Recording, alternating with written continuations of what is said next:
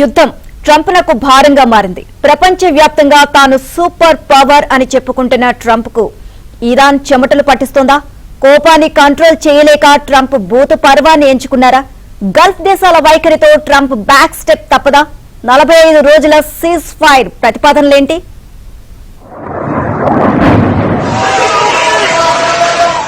Iran పై America Israel చేస్తున్న యుద్ధం రోజు రోజుకు ట్రంప్నకు భారంగా మారింది. ఇప్పటి వరకు ఇరాన్ పై అమెరికా అధ్యక్షుడు ట్రంప్ $900 మిలియన్ ఖర్చు పెట్టారు. అత్యాధునిక ఆయుధ సామాగ్రితో పాటు అమెరికా ఆర్మీలో కీలకంగా పనిచేస్తున్న ట్రూపులన్నింటినీ ఇరాన్ కు పంపించారు.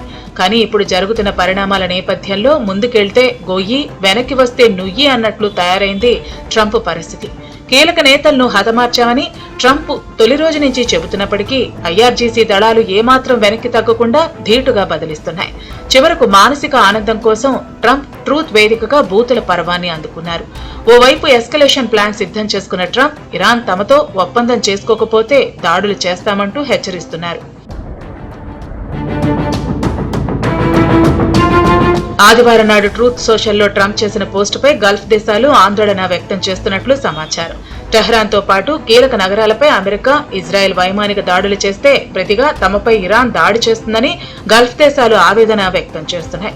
ఇరాన్ డ్రోన్ల దాడిలో గల్ఫ్ దేశాల్లో కీలకమైన రిఫైనరీలు, ఆయిల్ బావులు, ఎయిర్పోర్ట్లు, డీసాలినేషన్ ప్లాంట్లు ధ్వంసమయ్యాయని ట్రంప్నకు చెప్పినట్లు సమాచారం. గల్ఫ్ దేశాల్లో ఉన్న కీలక భవనాలపై ఇరాన్ దాడి చేస్తే పరిస్థితి ఏంటని జీసీసీ దేశాలు హడలిపోతున్నాయి. అందుకే ఈజిప్ట్, టర్కీ, పాకిస్తాన్తో కలిసి గల్ఫ్ దేశాలు రాయబారాలు నడుపుతున్నట్లు సమాచారం. అమెరికాతో ఒప్పందం చేసుకోవాలంటూ ట్రంప్ ఇచ్చిన గడువు సోమవారంతో ముగిసింది. అయితే ఆ గడువును మంగళవారానికి మారుస్తున్నట్లు ట్రంప్ ట్రూత్ వేదికగా పోస్టు చేశారు. అమెరికా పంపిన 15 ప్రతిపాదనలను ఇరాన్ తిరస్కరించడంతో మధ్యవర్తిత్వం వహిస్తున్న చొరవ తీసుకుని ముందుకెడుతున్నాయి. ఈ నేపథ్యంలో కాల్పుల విరమణ ఒప్పందం తుది దశకు చేరుకున్నట్లు సమాచారం. 2 దశల్లో కాల్పుల విరమణ చేయాలని టర్కీ, ఈజిప్ట్, పాకిస్తాన్ ప్రతిపాదనలు చేశాయి. ఇరాన్, అమెరికా వెంటనే కాల్పుల విరమణ చేపట్టడంతో పాటు హర్ముజ్ జలసంధిని తెరవాలంటూ పీస్ డీల్లో పేర్కొన్నారు. ఆ తర్వాత 15 నుంచి 20 రోజుల పాటు శాంతి చర్చలు జరపడంతో కాల్పుల విరమణ ఒప్పందానికి ఇస్లామాబాద్ ఒప్పందం పేరు పెట్టాలని పాకిస్తాన్ ప్రతిపాదన చేసినట్లు అంతర్జాతీయ మీడియా చెబుతోంది.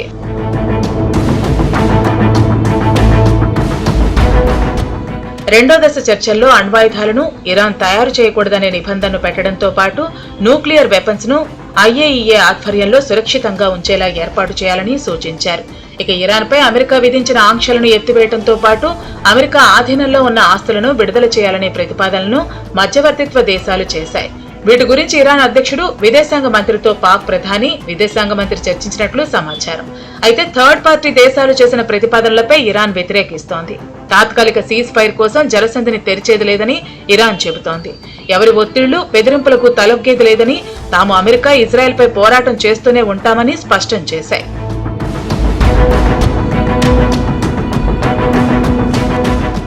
ట్రంప్ పోస్టుపై పలు దేశాల్లో ఉన్న ఇరాన్ విదేశాంగ శాఖాధికారులు సెటైర్లు వేస్తూ ఎక్స్లో ట్వీట్ చేస్తున్నారు.